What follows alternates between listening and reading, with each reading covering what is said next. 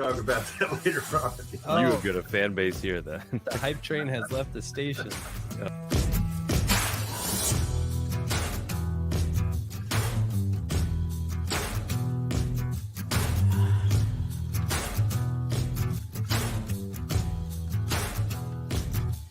old did you say this was?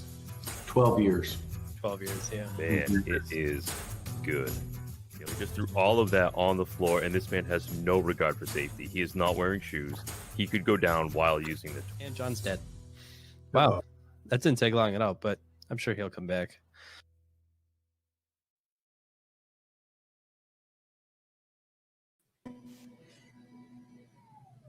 The elevator has arrived.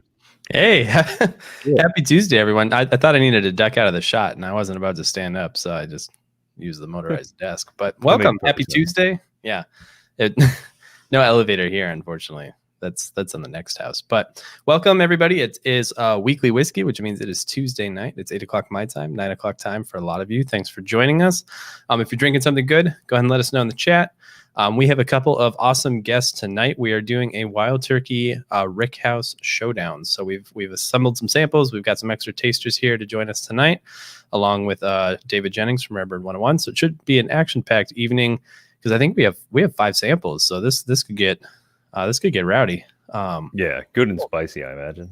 Yeah, we'll try and not get kicked off YouTube, but this should be a good time. It's been a whole lot of time. I think it was the Our Bourbon Russells is the last time I've actually drank any Russells. So I'm looking forward to getting into this one.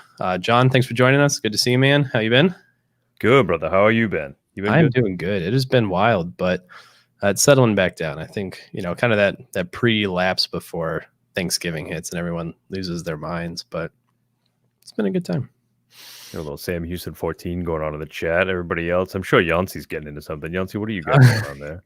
I've been interested in those Houstons. I haven't tried one yet, but I have heard. I haven't either, yeah. Middling to interesting things about them. I mean, I'm pretty much always interested in trying something that I haven't had, but yeah, definitely. I mean, it's always nice to try something new. While we're waiting to hear from you guys, we'll kick things going off. Oh, fourth slice. He's going for the Valier rum. That is a delightful pick. For those of you that are one with the funk, that one's definitely one to be interested in. In the meantime, we have some Our Bourbon news. I have stickers. Stickers are on the way. We have 2 stickers designed for the Russell's selections. The Russell's bottles have hit our retailer in California. So we're just waiting for some stickers to come in. Stay tuned for the lottery information on that. It's going to be crazy. Both were mid 100s, so not a ton of bottles, but no short barrels either. That will be insane. Our Smooth Ambler launched last week. It sold out same day. So those are going on. They're being bottled right now. And then we've got Knob Creek and Elijah Craig in the air as well. So stay tuned for info on those. Russell's, I think, will go on sale next week. So really, to get you in the spirit for Black Friday, that should be a fun sellout here. I'm going to get hyped up for Turkey Day, right? Oh, man. Double turkey on Turkey Day. Can't beat it. A lot of turkey on Turkey Day. Surprised we're not having a turkey right now. Well, I got one poured. I just haven't gotten into it yet. Cool. What do you say? Should we get rolling? Tonight is the Turkey Warehouse Shootout. As you guys know, Wild Turkey has a whole bunch of different rick houses. Some of them have changed, some of them are the same. It should be a good time. So should we get rolling? Yeah, let's do this. Let's see what these other cats have to say about it. Yeah, who do we got here? Oh, David. Good to see you, man. How's it going, y'all? It's going well. Thanks for joining us. Anytime. It's great to have you. Let's see. And we got Joel at Rocktown Food and Spirits. Thanks for coming, man. Hey, thanks for having me. I'm excited. Yeah. Always happy to drink some Russells. Hey, man. Yeah. Brian, good to see you. Hey. Hi. Glad to be here. For those of you that have been with us on Weekly Whiskey before, I believe Joel's been on, but Brian is a brand new face, so it's great to have you. Thanks for. I heard you even bummed out of work early, and that's dedication, if you ask me. Yes, so great to have you. We appreciate Russell. That's right. Yeah. Cool. I think let's see. We have 5 samples tonight. Should we lay them out now? Should we talk about them as we go? Oh yeah, I think I've got a banner for that someplace here. Hot. I might be lying though. Let me see. We have 5 different turkeys. We have only one we have 2 duplicate warehouses, but we've tried to keep things interesting, kind of spread them out. Let's see if we've got that here. Oh yeah, just give me a second. I do, but I broke it, so I'm just gonna fix it while you talk. Sure. So you guys warm up with anything tonight, or is this kind of your first drink of the night? I know, Brian, probably if you just left work, you're probably just rolling out. But I've heard rumor that there's some cocktails in the mix over at Rare Bird Shack. Yeah, I had a little photo shoot earlier in the day and had made 3 old fashions, and I was like, I'm not dumping this. Sounds like a pretty good Tuesday. Yeah. So I recovered. I'm okay. I'm back on par now, so ready to go. Oh, good. Got Big that hammock sandwich and a nap 10-minute around. nap, and he's good to go. That's awesome. Yeah, over some of the breaks and like right when quarantine started, I was like, we're making cocktails like every night. And then after like 2 weeks, we're like, it's unsustainable. Like we can't. Yeah. There's only so many cocktail nights in a row that Like, one man I'm tired can of deal with. cocktails. Like we're done with these things. Back to neat spirits. All right, cool. So we do have the banner up. We do have samples from A, D, H, and F. It is a turkey night indeed, Mash. It's great to see you, man. Jason from the Mash and Drum tuning in. Let's see. So some of you guys in the audience will probably have heard these. One of these is pretty special. It is David Jennings' Swan Song, which is a Camp Nelson A. And I think beyond that, we have a Crown Liquor A4, a Bevmo D4, a Bottle Shop F6, and then what's the final one? Whatever the H is, John. Oh It's it's all good. I was just messing with way too many things. I don't remember where the H is from. okay. So we have a mystery H. It was from J-Hob. Oh, Is that the one? I thought it was a Justin's House of Bourbon pick. It might have been. I've got 2 H4s, and you got at least one of them. How's that sound? Excellent. The odds are good. All and right. Justin's House of Bourbon is good too. Shout out to them. They handled our smooth Ambler barrels, and it was awesome. Good So, guys. Mm-hmm. Yeah, good guys there. T-Money. Nice having good retail partners. So let's see. I've got some of the A4 here poured, and I hear there's a pretty good story that I actually have not heard that goes along with this. Oh, the Swan Song, yeah. Yeah. You mind laying it on us? Sure. I can't take credit for that barrel, really. We went for a pick last year. We picked 2 CNF barrels that we thought were just incredible. And when we were finishing up, we were tasting some rye, and a lady had walked in to talk to Eddie and said that a truck had pulled up with some more barrels. And he said, well, how many barrels are on the truck? And she said, 1. He goes, 1? And I was like, dude, we got to do this. And so we're like, Eddie, can we taste the truck barrel there? And he was just like, are you going to make me get in the back of that truck? And I'm like, yes, sir, we are. So we all hopped in the trailer, and he popped the bung, and it was a damn solid barrel at the time. But I was just so in love with the CNFs that we had picked that I was just kind of like, yeah, this is good. But Adam, the manager of the store that sponsored the pick, was like, hey, I really want this barrel. And I was like, well, okay. I'm like, do you want to get a third one, or do we need to sub one out? And he was like, no, we'll just get a third one. And he talked to Eddie and said, you mind if we add another one on? And he said, no, go ahead. So we ended up with a third barrel there. We called it the truck barrel at the time, but it got renamed Swan Song because Adam ended up leaving the store, and that was his last pick. So, Okay. but I can't take credit for it. That was all Adam. The most interesting thing was I left, thinking it was a solid barrel.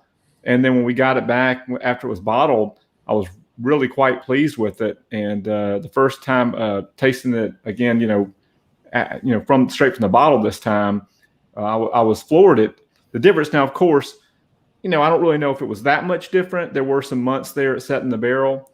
And then when you're in a tasting, we tasted if you count the rye barrels, we tasted at least 13 barrels. So by the time we got to Swan Song, it was just kind of whatever. Yeah, it's all good, man. And It's not bad, and that's all that matters. yeah. Correct. So anyway, long story short, that's where that came from. So cheers to Adam Howard for jumping on this one. That's cool. Did they That's make you awesome. take it out in that same truck? Just get it out of here? It stayed in the truck, but it made for a cool story. We took a lot of pictures with it, and it's one of my, kind of my favorite things from that trip, the way that all worked out. That's pretty funny. But like I said, it's interesting how you'll taste these things at the pick, and then you'll be surprised sometimes when you get the bottle, as I'm sure you may have been with some of the like, I don't know, the R bourbon pick, did you have a similar experience where you tasted the sample and then it was a little bit different after you got the bottle back? I noticed it actually most. I did a driftless Glen selection for Blake at Seal Box, and bourbon. The bourbon was good there, and it was actually one of the first I tasted because, like you mentioned, at the end of a long day of tasting, you're like, was this truly good, or was I just like 5 or 9 barrels deep? But when the bourbon showed up, it was super caramely in a way that I hadn't experienced at the tasting, which I was like, this is awesome, because it aged for only a couple more weeks, so it wasn't like it sat for a year. Right. The our bourbons, I think, at least so far, like the new riff came like spot on, which is good because I always worry that like it's going to show up and taste a little bit different. But I was like, nope. Like I smelled it and was like, yep. Like I smell being back at New Riff, listening to garbage music with my friends in the big tasting room. So Nice. It's interesting to get kind of both experiences. Yeah. So let's see. How old is this guy? I don't have any info on it. Maybe we don't need any info on it. It's 9 years. 9 years and some change. Yeah. I don't have the bottle in front of me. Nah, 9 years is good enough. It's really interesting. I'm enjoying it. I've had this. So I think what we want to do too is kind of walk through these and like go at your own speed too. Like we don't have to go through this like and share every note together. If you want to work up through the lineup and back down, however you choose, I would like to kind of take some time and sort of pick out maybe 1 or 2 that you like the best out of the flight though, and then we can kind of come back around full circle and talk about the ones that we like the most out of them. I know that we don't all have the exact same picks here. We've got the same warehouses and the same floors, but not necessarily the same picks. So a true rating isn't going to be king here. I just want to kind of see where everybody lands profile-wise. Yeah, and like I can't remember the last time I've just like sat down and compared warehouses. So it's cool for me to just see the, not the terroir, but how the rig. Right, but I mean, we're talking 1 bourbon mash bill here. This is all the same liquid going into the same type of barrel, and it's just a matter of where it lives for those 8.5 to 10-ish years. It's going to end up dictating how it comes out, and it's really cool. One thing I want to mention for anyone watching that you should make note of is, and this started this year with the 2020 picks, take a look at the distillation date. If you see a distillation date mid 2011 forward, that's the new distillery. So that's coming off the new still. Anything prior to that, like your CNA and CNF picks last year and all the picks before it, were from the old Rippy still. Interesting. Cool. So you're actually, I talked to Eddie about it. They spend a lot of time making sure that whiskey coming off that still, that new make, tasted like their old new make. They have samples and stuff to go by. And he said it took a few months for them to dial it in. Okay. But they're very happy with it. But I think it's something worth noting is that you're talking about, a lot of people, they talk about the old Bernheim, new Bernheim, this kind of thing. So, this is a totally different facility, a brand new still. So we don't have any 2020 picks that we're tasting tonight, but something to mention because there's a lot of them out there right now this year. Tons of 2011 distillation dates on those single barrels this year. Interesting. And for our folks at home, do you have an idea of why they switched over? Well, they just built a whole new distillery. Okay. So they destroyed the old Rippy distillery that had been there since before Prohibition. And of course, added on to and remodeled it all over the years and just built a completely, new facility in 2011, state of the art with automation, so it's just 2 totally different distilleries. Excellent. Go automation. Yeah. It helps with consistency. I will say that. I work. Yeah, I believe that. So I'm biased. Yeah. If you buy 101 now, it's like 101 a rare breed. The last couple of years has just been just on point every time. I know they had that one weird batch in February that was a mistake, but as far as the general, profile that you're getting from rare breed and 101, these products that have that newer make in it, it's just solid. That is a good point. Man. All right. So I'm kind of moving through these at my own pace, but I moved down to the A and it is quite different. Are you drinking the Crown A4? Yeah, the Crown A4. So that one is Crown Liquors is in Ohio. It's barrel number 87, distilled in 12/31/09, dumped 1/2/19. So it's full 10 years old. Oh. So it's a little bit on the older end for a Russell's pick. And so I imagine that extra years, at least for me, I get a lot more oak and a little more smokiness as compared to this Swan Song. But the great thing about the A4, which is my favorite profile, at least the CNAs, I haven't compared as many of the Tyrones with the CNAs.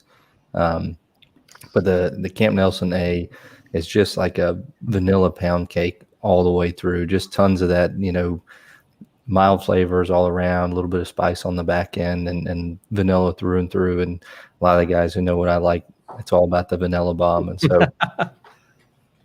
no, vanilla is good. As we're tasting, I know Turkey Day is coming up, which is kind of why it's not because we procrastinated for months on end to bring this production to you. It's definitely because it's, Turkey Day's on the horizon. Anyone have any special turkeys picked out for the gobbler? I'm sure David's got to have like 17 of them ready to go.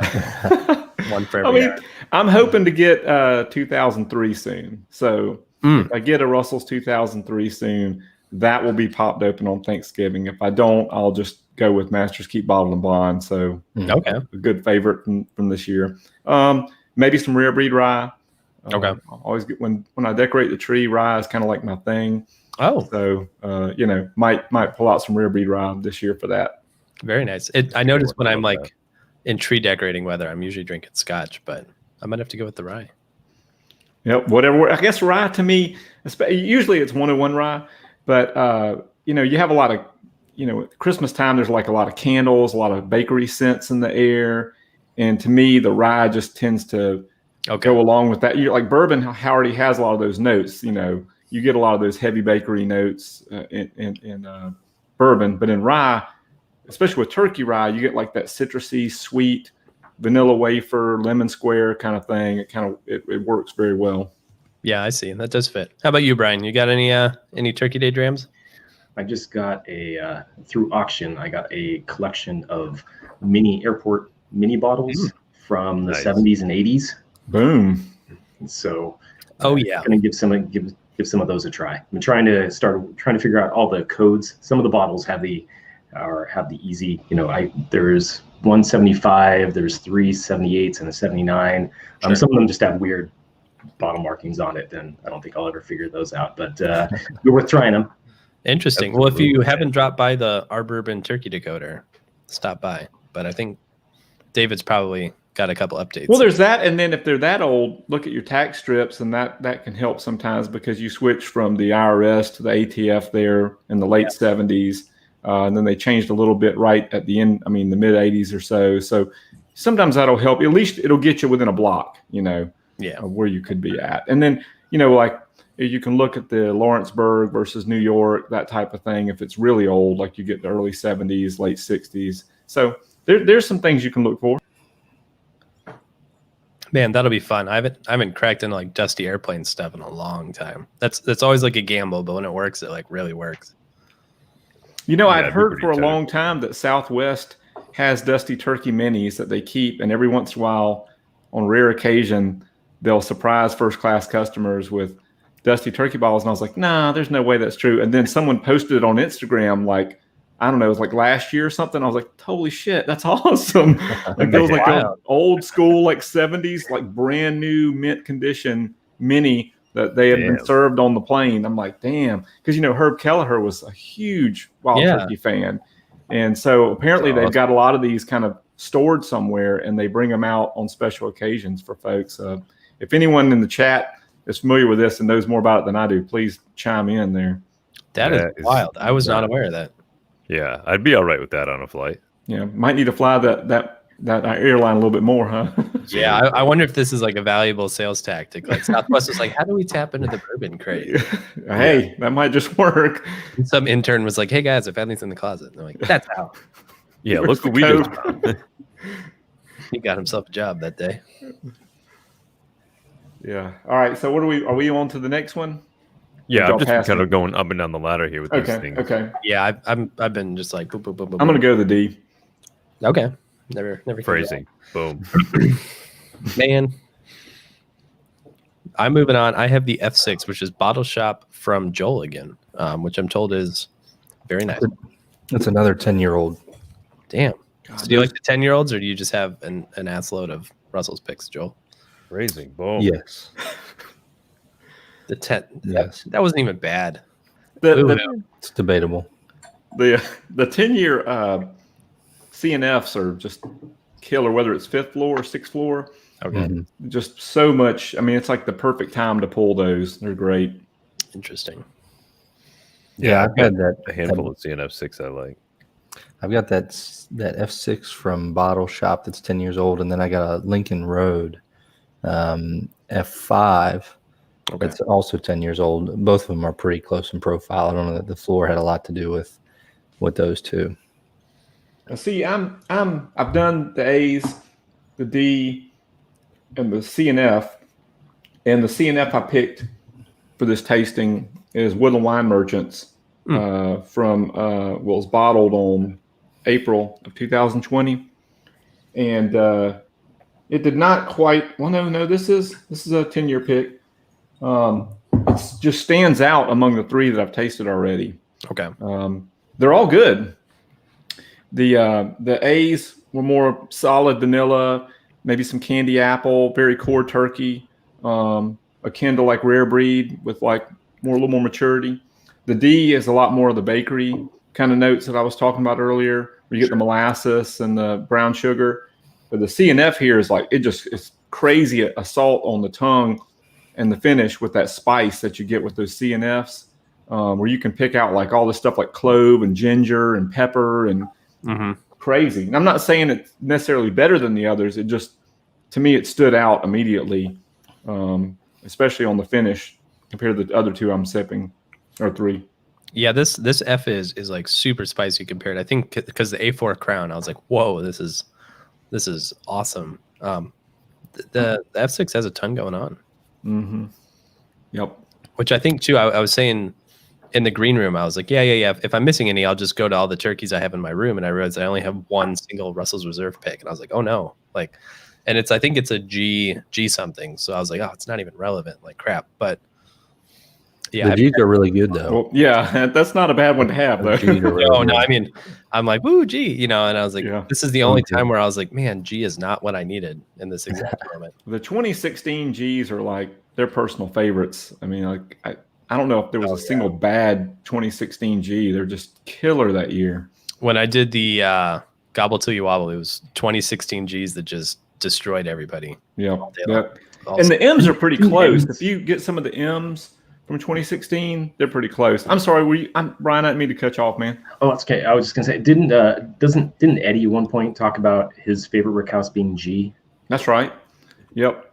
He loves Rickhouse G. This year's G's are from a little bit lower floor. Okay. So the 2020 G's are from the 4th floor. In 2016, you saw 5th and 6th floor G's. So you get a little bit more of that, oak influence.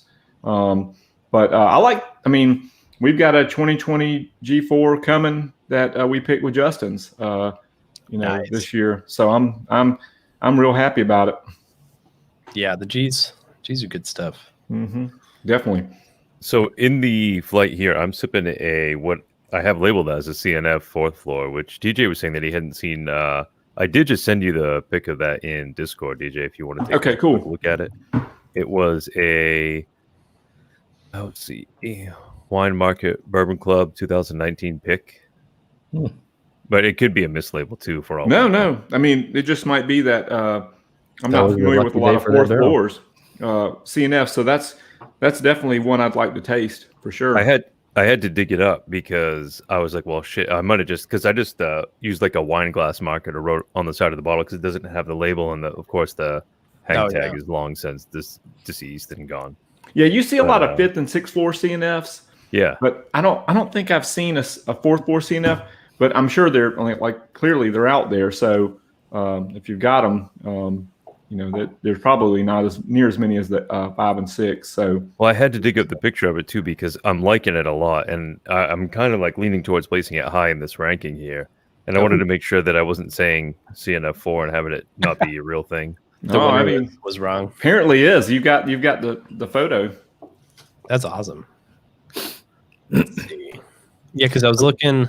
Admittedly, I should know this off the top of my head. Oh yeah, I was like, G sounds familiar. Both of the Our Bourbon barrels are G's. There you go. Surprises me less now. Yep.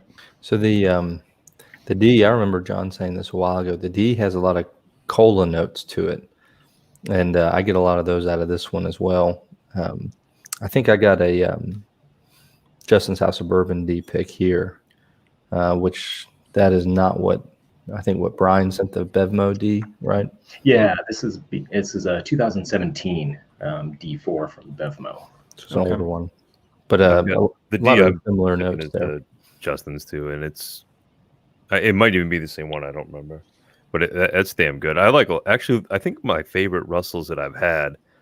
Geez, it might have been a Kentucky Spirit now that I think of it. Brian sent it to me. It was I want to say it was one of the Raised by Wolves picks. It was the D something D4 Mhm. maybe. That one was really good. Outstanding, yeah. One of my favorite Russells or Kentucky Spirit, whatever the hell it was. I That was a remember Kentucky Spirit. I think I think one it time I might have sent you actually, or was it this? Oh, it might be right there what Joel's got in his This one. box.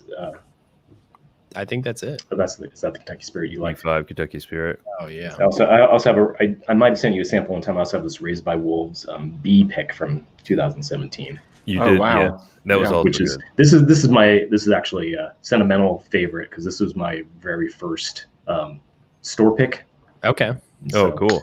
That's a I good one to think- start. I mean, 2017, the Bs and the Ds were killer that year. I mean, just some great barrels coming out of Tyrone B and D in 2017. Even bled into 2018 a little bit, but I love the Bs from 2017. The Bs this year are nice, solid turkey, but they're not the ones from 2017. The ones from 2017 are just so dark and rich. It's a good one to have. So I can attest to Brian was generous and shared that Raised by Wolves Russell's pick there, and it's outstanding. It's really Cool. really good. Yeah, Brian's a turkey legend, man. I don't know how many times he sent me like 4 or 5 samples at a time. Then I'm just like, man, this one's good. Man, this one is good. And then I have to like send him a message like, dude, you got to stop sending me so much good whiskey. Like, this isn't fair. This And is a every- one-way You street. can always tell. I need you can always to tell a Brian these sample. days. This is my best way to kind of take my library down. No, it's good. I I'm mean, happy to help you. and it's great to support Raised by Wolves too, because they are a bar in California, if I'm not mistaken, right? Yes, Oh. bar and bottle shop. Great. Yeah, they've had Dollars, some 2 places. killer picks. Yeah. I think it's interesting to note that, we're talking about rick houses tonight with Wild Turkey, and it's interesting that Wild Turkey has this thing with it where the rick house is really what people, attribute to the greatness of a barrel sometimes. Like, oh, I've got that B or I've got a D or G. I mean, we all know that there can be killer barrels from any rick house. I mean, and then there's also rotation. Sometimes the rick houses, they're emptied and moved. The barrels are moved from one place to the other and this type of thing. So, but it's interesting to note, as John, you already talked about, there's one bourbon recipe, but it goes into these rick houses and what comes out is totally different. They could be the exact same run of new make, and then you end up with completely different flavor profiles. Even if they're on the same floor, just 2 different rick houses, similar heights, just totally different. And some people say, well, that's just a single barrel thing. And I'd have to say, yeah, I mean, you could argue that for any single barrel, but there is something special about Wild Turkey in the sense that the rick houses impart kind of a signature in general. And I think that a good way to view that is CNF is one of the more standout, rick houses as far as a profile that's unique. And I'm not saying it's better or whatever, everybody's got their own preferences, but CNF to me always stands out in a tasting because of that spice. So it's a good way to kind of demonstrate that you can have profiles change simply from where it's located. And it's interesting too, because you did mention that sometimes they move from time to time. So just kind of deceiving where you're like every now and then I'm like, I don't know if this is where I would have placed that. And come to find out like, oh, it was moved, Yeah. And I'm like, all right, they're throwing me tricks here. But that's a great point. Like people talk about like terroir and wine, but like to me, that's like kind of the like terroir of turkey. Like, it's the same mash bill, same entry proof, same cooperage for the most part, I believe. Mm-hmm. Yeah. They haven't been single cooperage ever, or have they? I'm not And then well right? informed enough to know, but I think that, it's been the same thing for a while now. Now, who knows years ago? I couldn't tell you. Probably something I ought to dig into. Yeah, But- I mean, I'd be interested, but like when you break it down, like there's so many variables in maturation of whiskey, but Wild Turkey's removed so many of them by staying pretty much the same and just putting the whiskey in different places. Right. That this is like as close as we can get, I think, to like just being like, well, does where you matured it make a difference? And quite literally, I think the answer is obviously yes. But Well, and if you listen to all the podcasts that Bourbon Pursuit did with Eddie and Jimmy, I mean, that's one of the things they constantly stress on is where the barrel's located based on, influences what product is it going to be. Is it going to be a rare breed? Is it going to be Kentucky Spirit? Mhm. Is it going to be 101 or is it going to be a Russell's? And typically you see the Russells pulled from 4, 5, and 6. Right. And I think you see most of them in 4 and 5 because those 6 barrels end up going into the rare breed a lot. And then, everything down 3, 2, 1 are all in Kentucky Spirit. Yeah, every once in a while you'll see like a third floor pick. There's several third floor Ks out there. And I asked Eddie about that, and he said they just had a nice berry quality to them. okay, And so every once in a while early. you'll see something like that. So let's talk about where you guys are putting these at. Let's start kind of trimming it down and looking at what's going to be a little bit higher rating for you. I think I've got mine. probably what amounts to my top 1 or 2 here. Oh, it's tough. Yeah, I mean, it's easy to say that I just like them all. There's no real loser here, but I need to mention we didn't talk about the H's at all, did we? No. No, I mean I drank an H, but Okay, so the H I'm sipping on is this label here. This is the sticker. Haters Gonna Hate, which was like a big sticker at the time back in 2017. So this is Barrels and Brews, and this is one of my favorite H's ever. Not my favorite, but very close. I like it because it has a very spiced herbal tea quality to it. sure. With some citrus to it as well. So it's different than these other ones. Not necessarily my favorite tonight, but it has an sweet herbal quality to it that the other ones didn't. Yeah, the H for me, it was. I wouldn't say it was herbal, but I did notice it was definitely different. It had kind of like a black tea pepper thing going on. Yep, I can drier agree than with the that for sure. Yeah. A little drier. So all right, so we went through at least 4, probably 5. Hit me with your top 3, guys, and we'll narrow down from there. But I'm curious to see where these will land in. let's give it to Brian. Yeah. Let's see. Right now, I think I'm going with the 2 A's and maybe the H4. The 2 A's and an H4. All right. Yeah. Joel, what do you got for me? I'm going to go with the Crown, which is A4. Yep. Then I'm going to go with the I think the Swan, and then to the Bottle Shop F6. Okay. So Okay. all Camp Nelson this time. There we go. How about you, David? I'm going to go with the F first, then the D, and then the H for mine. The H. Wow. Okay. Yeah. Just only because tonight, I mean, the 2 A's are great, but to me, they're very much core turkey. Yeah. And I'm kind of going for like what's a little bit more off profile, what's a little more different. And those 3 were singing to me tonight. Sure.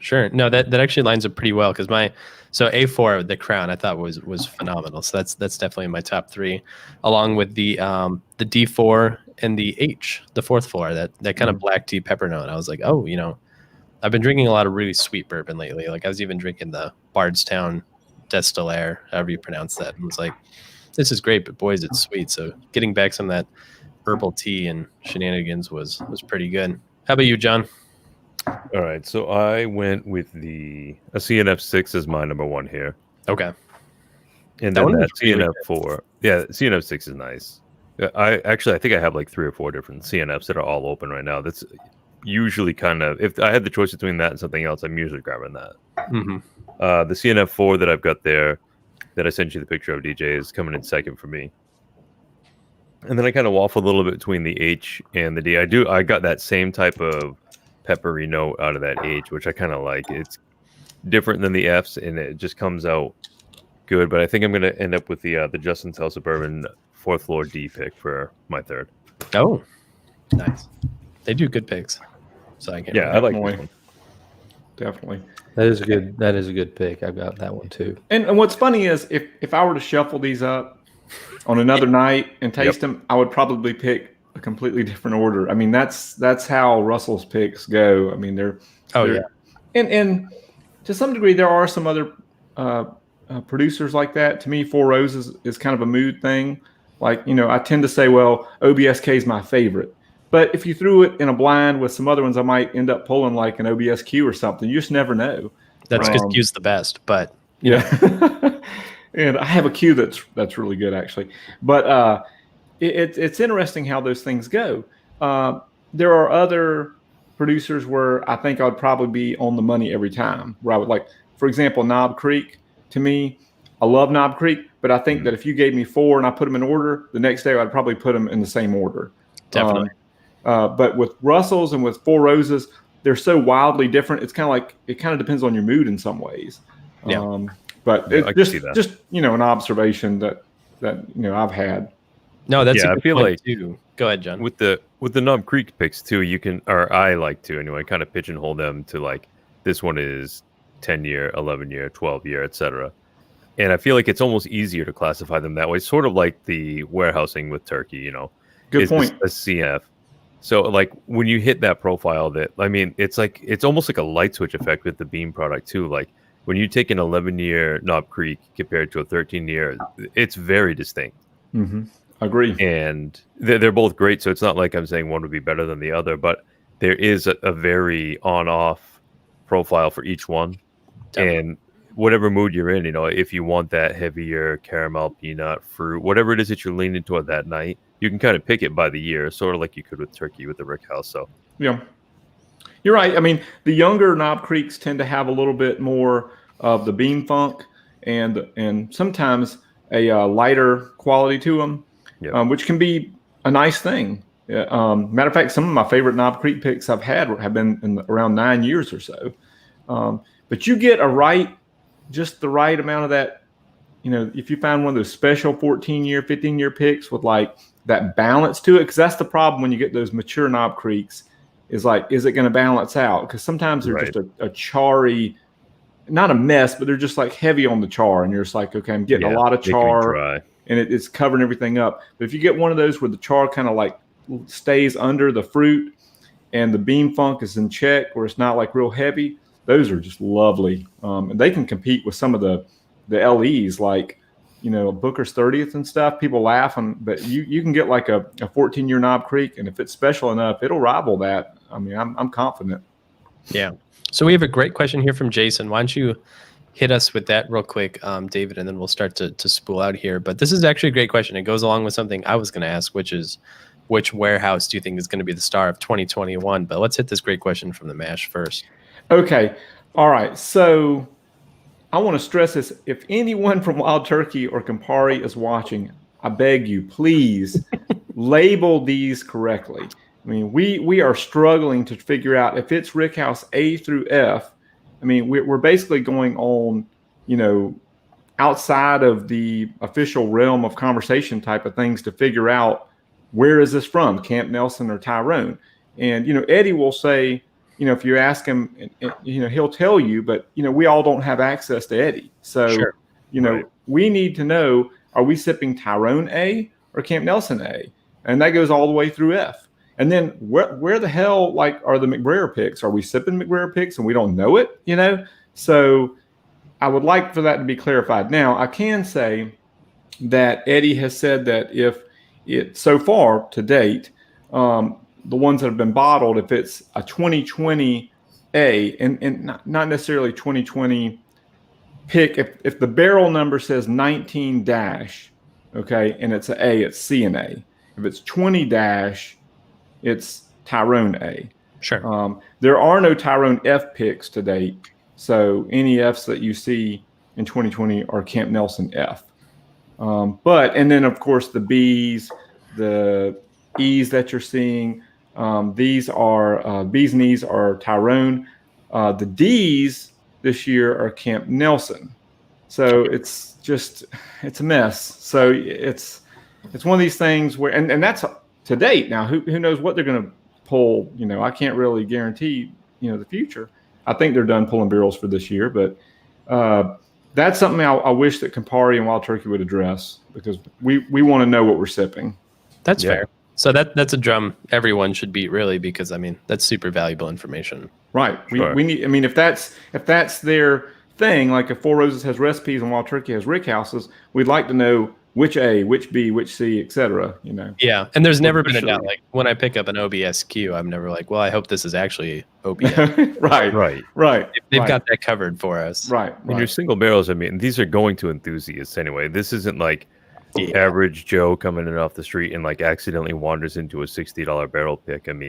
Exactly. These are enthusiasts who are looking to find like, oh, this is great. They selected this barrel. Let me see what it is.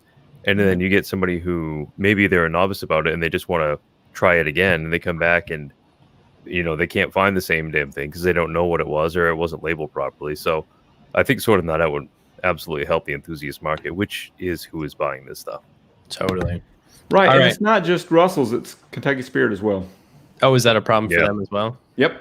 Same warehouses, Yeah. All right. Well, we need to get some data nerds over to Campari. It sounds like they need them. All right, David. So hit me. What do you think is going to be the all-star warehouse for 2021? Well, 2021, I don't know what rick houses are in season for 2021, but for 2020, I would like to say that the CNFs have been killer because they're, pushing like 11 years now. Okay. They're 10 years plus. But let's say, okay, what about the barrels that have been pulled that were distilled at the new distillery?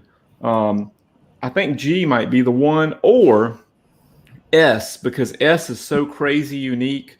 It's just a spice bomb that I'm wondering if some folks are going to gravitate towards that. But to me, the G's that I've tasted have been great. Okay. This S right there. This S, I've got one S here, and I've got another one that was picked with Justin's House of Bourbon coming up.